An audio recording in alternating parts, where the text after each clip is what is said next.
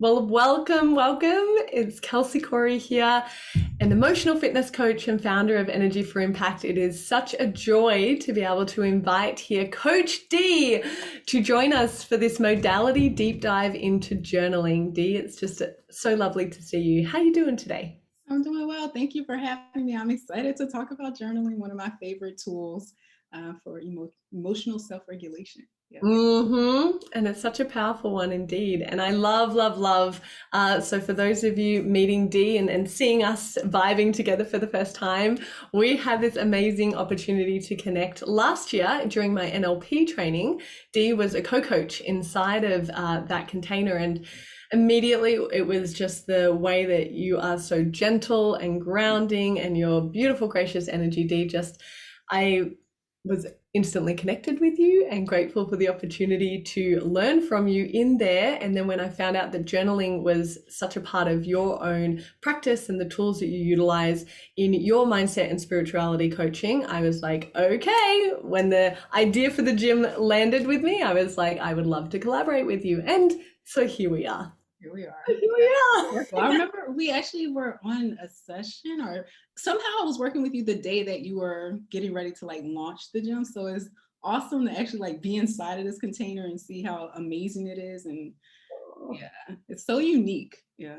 Thank you. It's evolved a lot. It's evolved a lot very quickly. So it's a joy to have you jump on the train with us. And as we're like, choo choo choo, full circle, indeed. Absolutely. It's a beautiful, and we're just going to keep that going throughout every month. So you're joining us and guiding the new moon intention setting journaling session. Oh, sorry. My light is doing something weird. Yeah. It's all good. It's all good.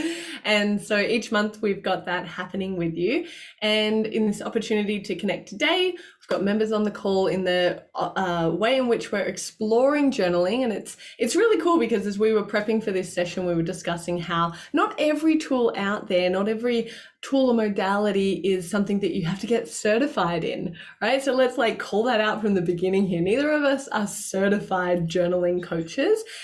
I have to be honest, I didn't actually look it up. Maybe there is a certification out there.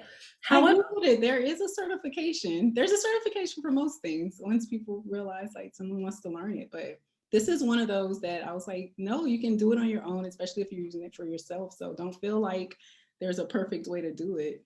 Yeah. absolutely, absolutely. And that's the beauty of it, right? It's a real, I want to use the words trial and error, but I feel like it's just the growth, right? It's a personal journey for yourself and the evolution. Yeah. Yep. And so that's what we're going to dive in today. So let's start by exploring how we've both been using journaling and kind of speaking to the way that it has helped us explore our own inner worlds. And I know for myself, the self-talk component and the ability to get all of that ramble out of here and onto the paper has been really, really powerful and helpful. What about you? Talk to me a little bit about how journaling's guided your. Yeah, so I started back in 2012 because I was dealing with a lot of anxiety and I just wanted to slow my thoughts down. And I don't remember how I learned about journaling, but I was like, okay, this is a tool I can use. And so I bought the biggest journal I could find because I thought that I was going to be journaling every day. I just set the intention that I wanted to journal every day. And it took me 2 years to develop the habit. But I remember I just wanted to do something to slow my thoughts down and to start listening to myself because there were just so many, I say voices, but it's just so much chatter and helped me to slow it down. But just starting with the intention and continuously showing up imperfectly led to a habit. And then beyond that, I started learning about different types of journaling. So it's been a long journey, but it took me 2 years to develop the habit. Yeah. Well, and thank you for pointing that out. Is we're not going to be perfect at it overnight, nor is there a being perfect at it in truth, right? But it is that it's like that muscle that we need to train, that we need to build. Any habit is like that, right? And just as the habit of physical fitness takes you showing up every day at the gym, or we're talking about emotional fitness, each time you sit down with a pen, I like to write in pencil, funnily enough. Oh, Like, yeah, I'm a I pencil get writer. colorful pens, so yeah. Ooh, fun, fun. But it's each time you sit down and each word, like one of my favorite parts, because journaling really became more of an ingrained practice. I was kind of like you, a little ad hoc with it as I needed, didn't even really have a formal journal until the beginning of the pandemic. And I actually came across the book The Artist's Way, and in it, it talks about a practice called morning pages, and it's just stream of consciousness writing. So there's no getting it wrong because you're literally just writing what's going on up here. Mhm. Just put those exactly that chatter down into words, and it's incredible the power that that has in helping you. I like to think of it as like a tangled ball. You know how your headphones get all tangled Yeah. up, and then you just kind of take that time to untangle them or unravel the thread. It's 100% what happens with morning pages. So I just started doing that. And one of the things for me, because I'm Gretchen Rubin has a framework called the four tendencies, and it helps you understand how you meet internal and external expectations. So I'm an obliger within that framework, and so I work a lot better with external accountability, or like meeting external expectations of myself. Yes, yes. This is something we've spoken with the members about and kind of shared this as a concept, because knowledge is power. When you understand yourself a little more, it just helps set you up for success in working within your natural tendencies. And so I have found with journaling that writing the day number at the top has been that little bit of like accountability and motivation for me to see that number rising. Like, I'm literally, let me look at my journal that I've got here. And unlike you, I go for like skinny journals. Because I like that feeling of success of finishing a journal and then moving to the next one. I am up to today, quick look, day 224. Oh, I like that. Yeah. Right? And it's a really fun way to, and I actually shared today in a post, I've been through 9 journals since I started, and it's incredible to go and just pick one off the shelf and just open to a page, and it's like being teleported back into a moment, reflecting, Ooh. and because it truly is, like we've referenced about how journaling, it's that opportunity to have a conversation with yourself, and when you can kind of drop back into those moments. And so often in life, when we're in the midst of it, right, and we're feeling this kind of overwhelm, anxious energy, we can truly believe that that's going to matter, like that, or that we believe that it matters a lot more than it does, right? That's catastrophizing, as we were talking about, or magnification. Like, when you boil it down, when, as I've found in my practice of kind of flipping back through journals, you look back at it and you go, oh, that's not even a deal anymore. Like, it doesn't Yeah. actually matter. Yeah, And what's your journey been in terms of going back or like reflecting? yeah. So similar to you, instead of writing the number of days, unless I'm doing like a 10-day challenge or something, I just put the date, and that helps me when I'm looking to see like, wow, I Mm. missed X amount of days. So that's one way that I hold myself accountable. I like yours. And I just just have a clear intention of saying like, I want to journal daily, X amount of days or twice a month, something like that. And for how much time. So I knew I wanted to journal for like 7 minutes. So I would just set the timer for 7 minutes and write. Um, and sometimes all I would write is like, I don't know what to write, or I'm frustrated right now, or like I would scribble on the page, but I would consistently show up Mhm. after I saw that how inconsistent I was the first few months tracking it. So that's just the thing, just continuously show up, even if you feel like you don't know what to write. And that part that you were saying about being able to look back at yourself. So at one point, I was in counseling and my counselor was like, oh, you like journaling, use that as a tool. And so I started using an online journal when I was at work. And so now I get, it's called penzu.com, and they have a free one. But what they do is like, I'm starting to get reminders from 3 years ago. They're like, this is what you wrote 3 years ago. And I was like, whoa, look how much has changed.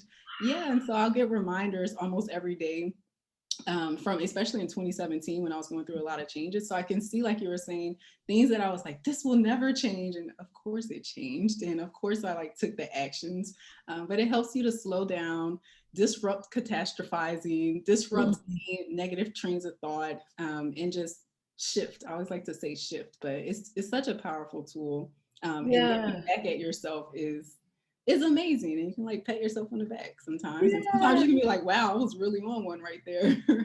Right. And that shift in taking back the control over what Mhm. is going on. And I just saw it pop up to share that a wish from a member to that they'd started sooner with this practice. And I definitely had that moment too. I think before before I fell into the relationship I have with journaling now, I truly had this belief that it was more of like a dear diary. This is what Oh happened yeah. today, and a lot more factual. But what I've found is that it's actually really incredible to pour your emotion onto the paper and to acknowledge how you're feeling, because I believe that's one of the biggest reasons why, as a society, we have a lot of suppressed emotion and we store it, is that Mhm. lack of acknowledging it and accepting it and just saying, this is, and I am feeling this, and Mhm. not attaching meaning or telling stories about it, right? Yes, love it for that reason of just that ability to get that out and say, this is my truth right now. And Mhm. that's okay. And it's that this too shall pass. It won't Yeah. always be this way. Yeah, remembering thoughts are and emotions are temporary. Like if you breathe through it, if you can support yourself through it, you'll feel it, acknowledge it, and it'll do its thing. It'll do its thing. I can't tell you what the result will be, but it will do its thing, and you ride the Mhm. wave. And that's beautiful too, because like can't tell you what the result's going to be. That's because it just depends on what you need at that moment, Yeah. right? Like there's so many benefits to it. And I mean, a lot of the, expressive writing in particular, a study that I found has shown that it's just going to help boost your mood and your well-being overall and Mhm. decrease those stress and anxiety levels. And I truly believe it's because you are being honest being honest with yourself, facing your truth.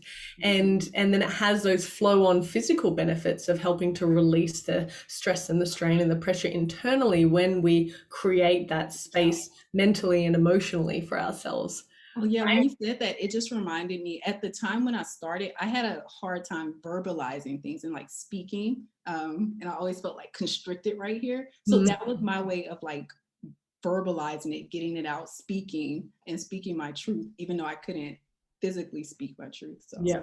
Yep, absolutely. Oh, that is so beautiful and powerful, right? Because it is for many of us, and I'm still there in a lot of ways, right? Like that full self-expression. mhm. It's a scary thing. We fear judgment. We fear abandonment. We fear not being liked and approved of. And if we're also not giving that to ourselves, that fear of like putting it out there for others is even more heightened, even bigger. So creating that relationship, I love using that word relationship. Oh yeah.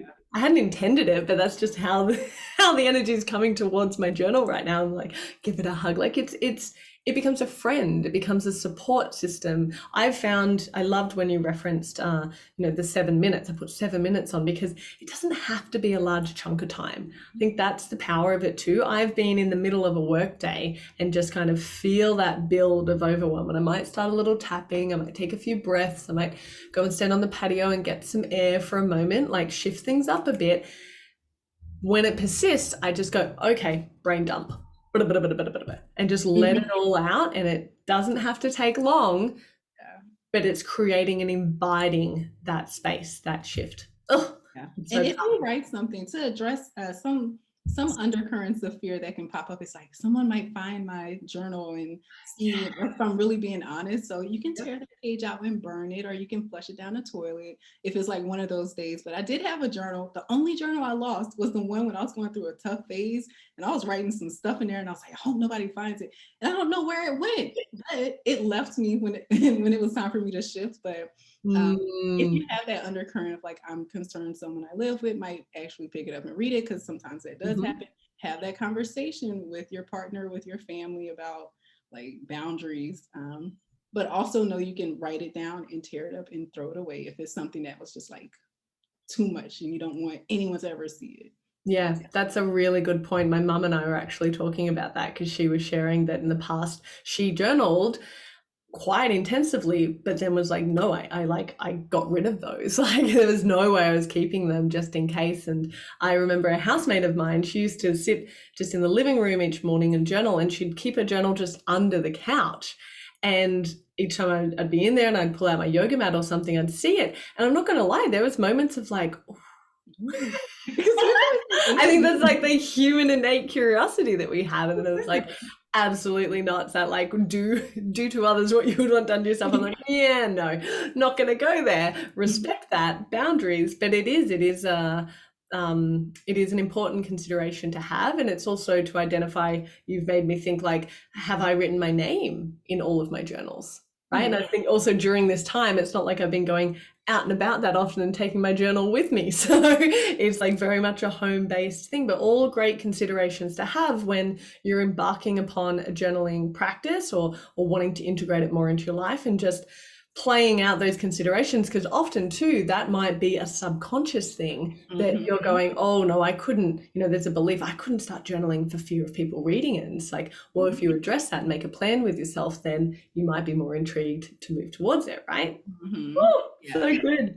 So fun. Well, do you want to share with us what you have prepared for this time? Do you want to kind of explore a little bit of your Write Yourself Free top tips from Coach Dee? So there is a freebie that I've shared with the community, and I created a masterclass to talk about like how to make journaling fun, how can you develop the habit, and because for me it got boring after a while. So this is how I came up with all these different things, and people are always like, I want to freestyle it. How can I learn to kind of like create my own prompts? So I'm going to go through some suggestions that might be helpful for those of you who want to build up the practice, who want to make it fun, who want to enjoy it, and who also want to eventually be able to come up with your own prompts. All right. So first of all, I always encourage people with journaling to remember it's just a way for you to check in with yourself. So take a deep breath, open it up, or open up your computer, however you journal, and just check in with yourself and ask a question, and think about like what's bubbling up for me. I always say bubbling up, or what's a theme that's occurring. And once you can check in and name either the emotion or the theme that's going on, then you can use this tool that I've given you to kind of guide the way. So that's the kind of preface, like the way that this is set up. So it's kind of like putting the key in the ignition, starting the engine, like, okay, we've arrived, we've checked in, we've identified what's here, we've acknowledged it. Now let's do the work and process and unpack that. Yeah. So some tips that I have for you if you are feeling overwhelmed. So we'll start with overwhelm. Pull it up. Technology is our friend. Teaching me patience today. Oh, for sure. So here we go. Yes. So if you're feeling overwhelmed, I encourage you to do a brain dump and then challenge those thoughts with gratitude. So I learned about this when I was feeling deeply unhappy. And so what did I do? I went to the library and found a book on like, how can you be happy? And this is where this one came from. And they were like, okay, write a line down the middle and just be honest and open with yourself about what you're unhappy about. Don't go faking it and saying like, okay, let me just pretend to be happy. It's like, no, what's going on? So I'll write a list of the things that I was unhappy about. And then on the other side, so making space for you to express how you're really feeling, whether it's you're upset about things are going a way that you don't want to go. There are circumstances out of your control. You had something to say? And something else thrown there, because I love that you've said overwhelm, and then you've gone, let's like look at the different components of that, because like overwhelm to me is an accumulation of too much emotion, and it doesn't mean that the emotion is overwhelm. It can be that you're feeling unhappy, you're frustrated by this, you're upset about this. Like, so this is a beautiful way to help you kind of like say, oh, I've got this big thing, let me unpack it piece by piece. That's what, again, it's slowing you down, and you're actually having to get clear with yourself about like, how am I feeling? What's going on? And I say it's like either your brain's clogged up or it's moving too quickly. So it's just going to create space to honor your emotions and your thoughts and allow you to express them. So again, I suggest you draw a line down a paper, do 5 or 10 things. Don't overwhelm yourself by writing an overwhelming emotion. Everything. Yeah, keep it to 5 or 10, because those that come to you immediately are probably the ones that are at the forefront. Yeah. And you also don't want it to take like 3 hours. Again, we can have tendencies that make something that's supposed to help you overwhelming. So keep it short and sweet. So And good. then yeah, challenge it with gratitude. And so the idea behind challenge it with gratitude is to help you to see something within it that you're learning, that's benefiting you, that is Mm. serving you in some way. Sometimes that can be very difficult to do, but it forces you to even find the small things, whether it's like, okay, I think I used to write the sun is shining for some of them. Like some of them are difficult that you write down, but it's forcing you to try to change your perspective and your view so that you don't feel hopeless or like nothing can change, and it helps you to get grounded. So that's the first one. Just dump it all out your brain and then challenge those things so you can see either a possibility that you didn't think existed,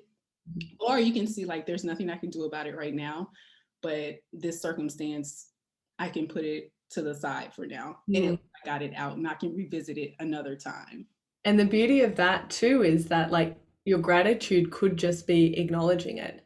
Oh I'm yeah, grateful that I have just like witnessed myself in this right now. And yeah. I love to talk about gratitude as the bridge that kind of helps guide us from the uncomfortable emotion and just like, it is possible to feel otherwise. It's possible to see otherwise. What's the different perspective? What's the alternative connection that we're able to make here to help, as you love, help to shift ourselves. I like to call it assisting the shift. Nice. Yeah. Brain dump and Love it. So that's overwhelm, brain dump, and gratitude. So Beautiful. you check in with yourself and you just notice that you are being bombarded with a lot of negative thoughts. A lot of negative thoughts are being offered. And it's hard to lean into gratitude, or it's hard to, or you feel resistance if you're trying to do something quote unquote positive. Mhm. So I recommend, again, we're making space, throw yourself a pity party. That's what I call this one, but it's timed. It's timed. So sometimes you just need space to be sad and be like, I'm sad and I want to feel sad about this and I want to, cry. So honor your emotions. And I put like, write the greatest story ever told. So knowing that, you're already kind of telling yourself a story, Mhm. honor that I'm telling myself a story and let's go. And so I'm like, cue the violins, throw yourself a 10-minute pity party. Again, it's time bound. And dig deep and let all your disappointments out. Just honor whatever is making you sad or whatever you're feeling negative about. I think a lot of times you were talking about suppression in our society. There's this toxic positivity of like negative thoughts are bad or just always just deal with it. It's like, no, sometimes I want to feel how I feel. Yeah. So eventually, so you use, again, I like to set the timer for 10 minutes for this one. The first 4 to 5 minutes, I just go ahead and write a real sad story. And eventually what you're going to realize is like, you get to a place where you might be getting dramatic with it again, because it's a playful approach to it when you're going in and using this technique. And at some point, you start realizing you're reaching for more negativity.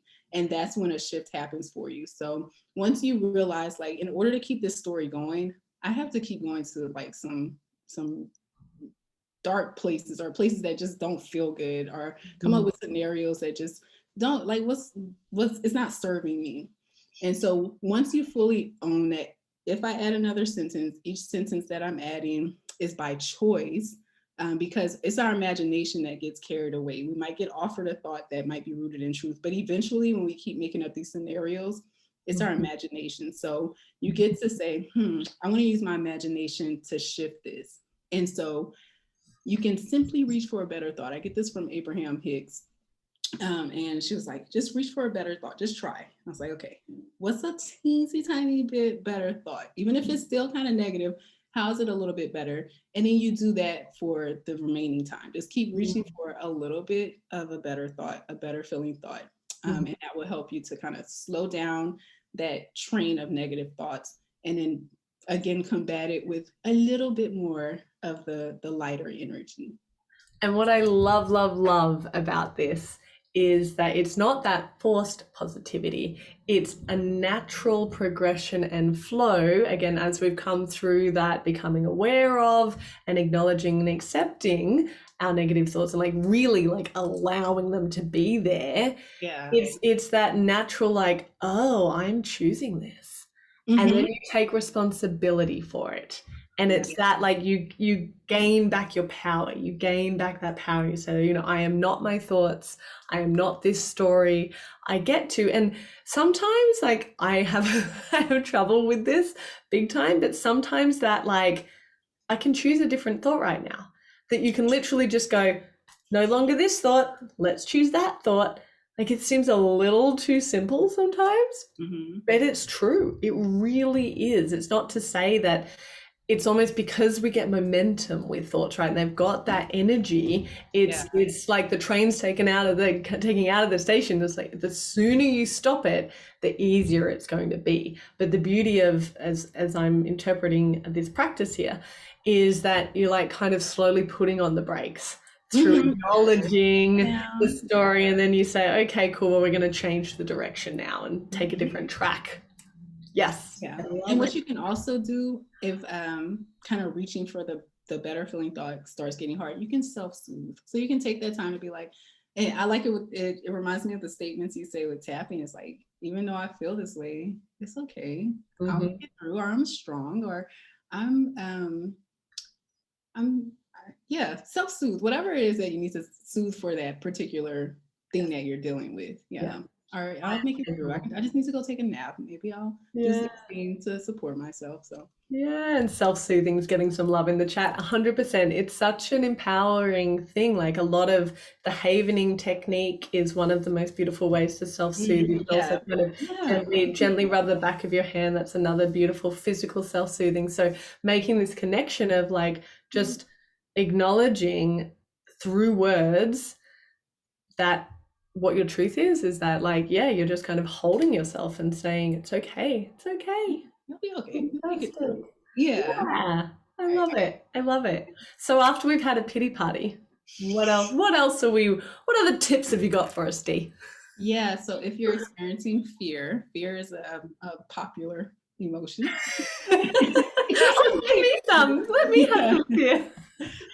One thing that I love is this hello fear activity. So fear comes to relay a message. That's how I look at fear. It's either telling us danger is near, it's reminding you of something that was dangerous in the past that maybe you don't realize you can face it now, so you're still afraid. Or it's just, I don't know, it's not a bad thing. I don't, again, we keep talking, I don't want people to think you can't have your emotions. So Yeah. one way that if you're feeling fearful, you can tune in and become friends with fear in that moment is ask fear. It's like sit down instead of running from it, instead of trying to suppress it, say, all right, I give in. Hello, fear. What do you have to teach me? So that's the guiding question for it. And you just need to listen. And with this technique, again, I'm like, you're becoming friends with fear. Sometimes you need to challenge fear, and there's other techniques for that. But for this one, when I'm like, I'm on the self-awareness journey, and I'm like, okay, well, what am I afraid of? So fear, what do you have to teach me? And one thing I found is like usually my ego is trying to warn me of something that it thinks is dangerous, and listening to understand is the best course of action. So an example with that, sometimes I find my inner child is just scared. And and you really help me with this. Sometimes we're trying to move faster than our nervous system is ready for. And so the fear comes in because I'm scared, I'm not ready yet. And I want to move fast, but it's like, just take it a little bit slower, breathe. Yes. Maybe extend your timeline for something, and that's okay. And so these are some benefits that when you're fearful, tuning in and just checking in with yourself and getting curious about what is this emotion trying to teach me or tell me, and let me take the time to listen. So that's one way you can have a conversation with fear. I Yeah. love it. I actually just pictured like sitting at a table and imagining it's like an interview right? Just kind of being like, hello, Thea, what have you got to, just like having that, again, that conversation. And this is, thank you for referencing about the nervous system, because it's so true. And it's often a part of us. And you're right on the money when you say the younger self, right? Like our younger parts who are in there and who have been applying strategies for a very long time that have been serving us. Then all of a sudden, who we are today comes in as like, I'm changing things up. I'm facing this. And your subconscious is like, oh, no, we're not. Hold up there for a moment. Like, this is not going how I feel comfortable with it. And truly, I would say 7 times out of 10 for me, when I do that and when I acknowledge and I journal and I connect in, it's just about compromising with that part of you. So the other 3 times, they're pretty stubborn and they're just like, no. And it's something that I can't work through on my own. And I often take that into a session. So have that guidance, have that support, have somebody. What I love most about, so I've got a number of tapping buddies that we do energy exchanges with sessions, which is beautiful. And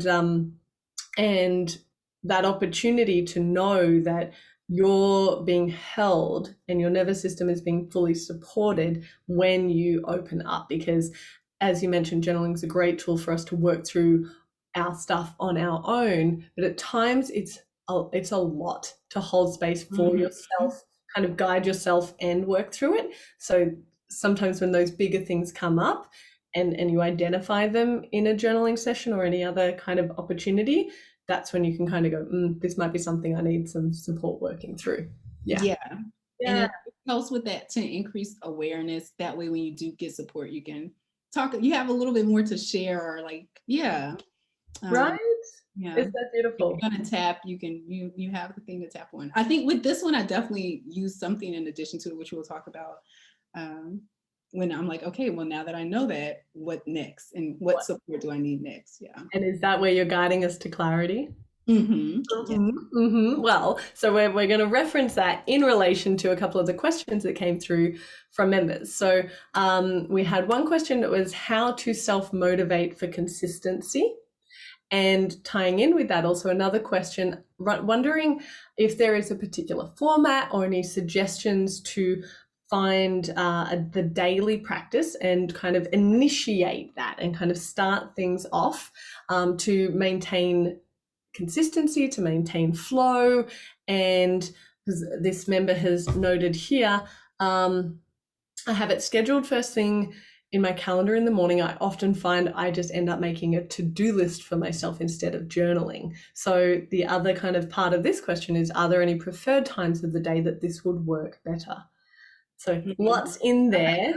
Let's tackle it. You dive in and we'll muse. Okay, so the first question that was talking about how to motivate yourself. First, I suggest making it a sacred practice. So anytime I make something sacred, I create a ritual around it. So what is your ritual for choosing your journal? I know Kelsey today was sharing that she got gifted some new journals and she's so excited to write in them. The first time I got that big journal, it was ugly and I did not like writing it. It wasn't a place I liked going to. So now what I do is I'm like, okay, it's time for a new journal. I go to a bookstore that I like and I take my time and I look at all the journals and I'm like, which one stands out to me? So I make it a fun activity. So it starts with like choosing the journal and making it a journal that you actually want to like look at, touch, and write in, because it's a space. So that's the first thing. The second part is knowing that it doesn't have to be the same type of journaling every time. So if right now it's difficult to generate prompts on your own, follow along, get a guided journal. Use some of these tips that I've shared, but make it fun. And if there's resistance to doing it one way, remember there are many ways to journal. You can do morning pages.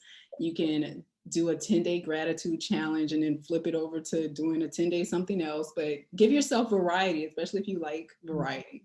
So just know yourself, know that it doesn't have to be one way. I do it in the morning after I meditate. So it's been built in that way. And I like to start my morning with it. And if that's your intention, keep going, because you'll experience resistance in the beginning until you find your rhythm, until you figure out how it's like until your subconscious mind understands that it's helping you. Right now, it's just like, oh, yeah. Right. And it's that progress over perfection. It doesn't have to be every morning, but it's about building that momentum. And I love how you mentioned there that you do it after meditation, right? And I'm guessing Mhm. that you were perhaps already meditating and then you introduced journaling. Am I Oh right? no, I was journaling first. And then I found after a certain point, I was like, oh, journaling isn't helping me in the ways that it used to help me because I changed. And so I started meditating, but I still needed a place to like process. So I Yeah. still journal and I pair it with that. Exactly. So it's the pairing. I loved it. So it was like, which came first? Which was the chicken? Which was the egg? Yeah. That, like that pairing to an existing habit, and then that helps make it an even stronger likelihood. And another aspect of when we know through NLP is like put it in your path, like Mhm. Oh have it yeah. somewhere so that you get up and it's like sitting next to the coffee machine. So perhaps while the coffee is brewing, you spend that time journaling and you just Mhm. said like whatever kind of style or approach you're interested to learn or try. The morning pages, the beauty of that is they kind of say 3 pages. So I play with it as to whether I'm playing with the amount of time that I want to do it for or just 3 pages. And it depends on the size of your journal. But even just kind of having that as that structure to build that momentum, start those reps of that muscle, build it in. I love it. I love it. And Yeah. then I guess to go from there, from that, you mentioned too about how like it takes a while for the subconscious to understand that it's good for you because it's not always. I find with a lot of the emotional fitness tools we apply, right? Like it's not like an instant gratification. Mhm. It's you go to the gym and you do sit-ups for one session, right? And then you find you don't have six-pack abs straight away. Yeah. You're like, this It's doesn't about work. Okay. consistency. It's about showing up regularly for yourself, but also being intentional with you've just done it, you've just journaled, and kind of say to yourself, well, how am I right now? Right? Or check in again later in the day. How do I feel differently knowing that I did journal this morning? Like just starting to practice that awareness, practice checking in with yourself, tuning in, knowing what's going on for you so that you are training and reiterating to yourself the benefit. So it's Mhm. really Yeah. powerful. I No, love and knowing your intention behind it. Again, I started with the intention. I was like, I want to know, I want to slow down my thoughts. I want to know what's going on in my mind. If yours is like, I want to start the day on a good note or a positive note, maybe you start with gratitude journaling first. So if you can identify what your intention is, then you can probably find the type of journaling that's best for you that will help you to build the habit and enjoy it. That's amazing. And if there's ever any questions, reach out to us and we'll help give some guidance and some Mhm. suggestions. I love it. And so then is there anything else, I guess, to add into those and maybe kind of take us into the clarity that you're offering? Yeah, so I think someone was mentioning about how do I create journal prompts, especially Mhm. if you're free flowing with it. So one thing that, and so this is what is under clarity, is after identifying the theme or the emotion playing out, just get quiet and listen. Take a deep breath and say, okay, start to ask yourself intuitive questions and listen for the guidance. So this is how I even come up with new moon journal prompts. I'm like, okay, well, what's going on? What's been going on in my life? And I just start asking questions. And then I write down questions that bubble to the surface. So, for example, the other day I was working with a client. She mentioned something about the healing journey. And afterwards, I was just sitting on the porch and I was like, oh, I just have this curious question about this. And then I looked something up and I had another curious question. And these were questions that would need space for me to answer or to chew on longer. That's a prompt. So just write it down and say, I'll go back and chew on that a little bit later because it came into your reality for some reason, whether it was from a conversation. So that's one way that you can create prompts. Oh, I love that. And it's kind of like acknowledging that inspiration is all around you with that. And perhaps having like a note in your phone or a rolling somewhere that you are capturing those as a reflection. I had a session today as a client and I have three little prompts that came out of that to kind of dive in deeper and really give myself that chance to unpack it. I loved your reference to allow it to come through. I find sometimes that as I'm doing that, it is important for me to be writing at the same time because Otherwise it just is like more on top, and then you're distinguishing, wait, is that my ego, is that my intuition, who's talking right now, which part of me, like, so it kind of can come through. And an interesting fact, I don't know if you've come across this, have you ever heard about writing with your non-dominant hand? And the Oh, a little bit. Let's share more. Yeah. yeah, well, it's helps kind of what's the scramble kind of those the neural pathways and the wiring and firing and the connecting. So when you have to really slow down, unless you're ambidextrous, you're really slowing down and paying attention to what you're writing and how it's formulating. So it takes that time, and it just creates that space and that guidance. And I mean, it's a little woo, so I can't quite speak to much more of what's happening there, but it really is another intriguing way, even if it's writing the question that you're wanting to ask yourself in your non-dominant hand. For me, that's left hand, and then allowing the answer to come through in the right hand, or vice versa. So you could get kind of creative in that sense. Or I'm thinking with your colored pens, one color in one hand, one color in the other hand, and kind of go back and forth and have a conversation with your different parts in that sense. Oh, you can get really creative and fun. I'm gonna try that. Yeah. I love it. I love it. And so with that one, I do limit it to like 2 or 3 questions and stop, and then answer the questions. And I also have some suggestions for things you can ask after you answer those questions to help shift you to taking action. Because usually when you're coming up with these prompts, they're more abstract or kind of just curious questions again. And then you want to do something to ground yourself into action, or something that can help you to take a next step. So I have some suggestions for that in the document. I love that.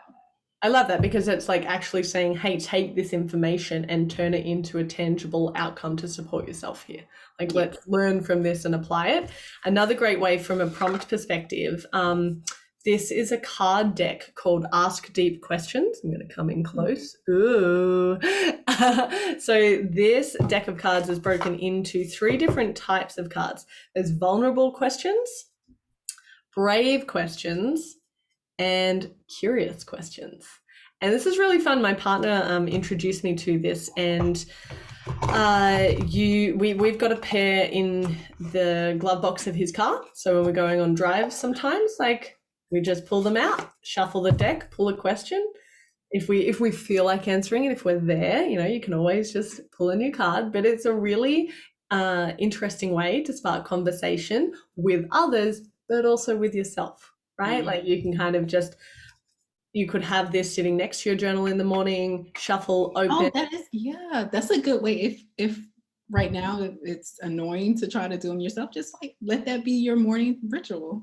Pull the card and answer the question. Yeah, or any other kind of cards. Like a lot of people would have a tarot deck or something. You could pull a card and then journal what comes up for you from that, or any kind of guidance. I actually also have a really cool deck of cards from speaking of Abraham Hicks, right?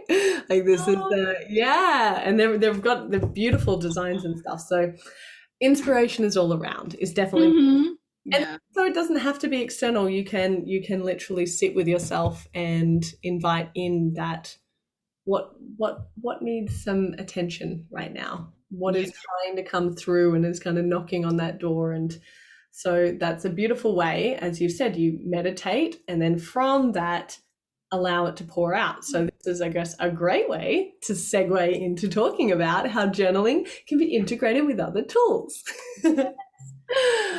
Yeah, so you want to share the tools that are in the EFI gym? And so it's I mean, this is just how I've naturally evolved it, and reason why a lot of these tools are all in the gym, so that they can be integrated and support each other. I found, and it was in fact while doing some journaling and tapping, that I had the idea for the gym. And I just love like sitting in the chair. I was just, and I had a trouble. I had an issue. I was a worry, a bother, and I was just like, unpacking that. And then as things came up, I was like, okay, even though I'm feeling this way, love and accept myself anyway, and tap through it a bit. And that would create a little space, and I'd journal a little more, because it's a really, really powerful way to guide yourself through some tapping. So you're capturing everything in real time. You're capturing the different aspects of and emotions that are coming up, the different thoughts, and you can work through those and track your progress. And it brings you clarity, it brings you insight, it brings you ideas. And As then, you were saying that, I was thinking about because the examples I want to share, it's about moving. The energy is moving, and you'll catch those moments of inspiration. So it's good to have like the journal nearby. Yeah. yes, exactly. Because how often are you in a thought, you're in a moment, you've reached a vibration that just feels really good, and you've got all these ideas coming, and then you just kind of at the end of it, and a few a few moments later, a few hours later, whenever it is, you go, what was that thought I was having? It's powerful to have it nearby to journal. So to that point, I too either use it before or after meditation. I've also I've got like a little padded thing that I will sit on my lap while I'm meditating, because sometimes it just doesn't switch off, and that's okay. I love and accept myself anyway, and I will just peek open an eye, write it down, Write it down. and just invite myself to drop back in, right? Because the more we resist it, the more it will persist. So allow it to move through. After a journaling session, after a breathwork session, Steve often suggests this is a great time to journal, right? Like you've literally shifted yourself into a different space, a different energy, a different vibration. So allow that guidance to come through you. During a sound bath, the Who Is This For page on the gym website it came to me during a sound bath. I was lying there, just really, I'd released. I was open to receiving, and that's when the ideas and the guidance and the creativity started flowing. So I rolled over and just started writing it out. So that key where you just said release, these different modalities help us to let go and like release a little bit. That way things start flowing. So it's just very helpful to have your journal nearby. Yeah, it's beautiful. So what other ideas do you have? How else do you integrate it? Yeah, the only other one I was thinking about was yoga, because I started following a yoga teacher, and she was like, we were using affirmations as we did the yoga, and she was like, if something bubbles up or you have a question, just write it down, and then after we finish, you can go back and reflect on it. Like if she said an affirmation and it didn't, I had a strong emotion to it, especially like a strong like, that one's not true. She was like, take note of it and then process it later. So that's how I've integrated it with something else. Yeah, and I love that you've brought up the affirmation piece here, because affirmations are so common out there in our world, right? Like everybody is saying, say affirmations, say affirmations.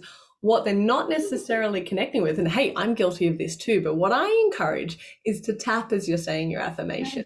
Oh, And yeah. the reason why is because affirmations have tails. And what we mean by that, and I learned this in my EFT certification, is that you'll say, okay, so I am enough. And then there's a subconscious part of you that goes, yeah, right. Or so, no, you're not. And that becomes that opportunity for exploration. Why do I have that belief? What's that story? Why am I telling that? Right? And when we're actually tapping with that, we're helping that energy to shift and to release at the same time. So you're both heightening the parts of you that believe in that affirmation, supporting the parts of you that don't hold that, and then that's when we can bring in the journaling to kind of really open up and explore and go a little deeper into those parts that are just not quite on board that affirmation. And that's the beauty too of, again, the awareness piece, awareness, when you realize all of this. And so say, we'll stick with I am enough. I am learning to be enough, or learning to feel like I'm enough, or so you can adapt the words. You've gone, hey, Coach Dee. There we go. Thank you for There we go. Welcome. I'll stay put. I was like leaning and hyped up with what you were saying and going back and forth, and my camera was like, too much. Yeah. I was so excited.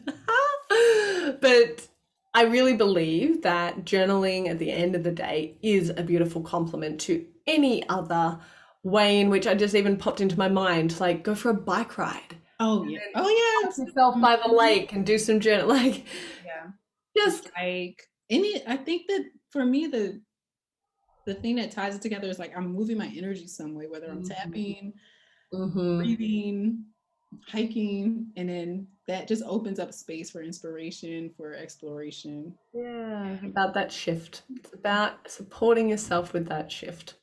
Yeah. Right. Yeah, because it's about coming back into alignment with who and how you want to be in this world. We've all got a plan, we've got an idea of how we're wanting to be.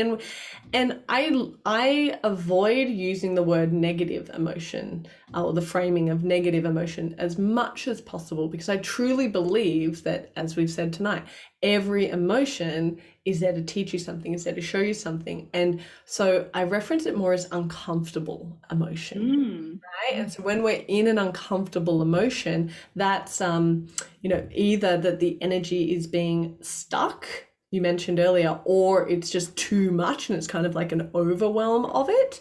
And so we have that opportunity with all of these incredible tools to help it come back into its natural, easy flow and pace and rhythm and energy. And then that's when we feel grounded. That's when we feel like ourselves. It's just a beautiful place to operate from, right? It's like when we're using our energy for impact.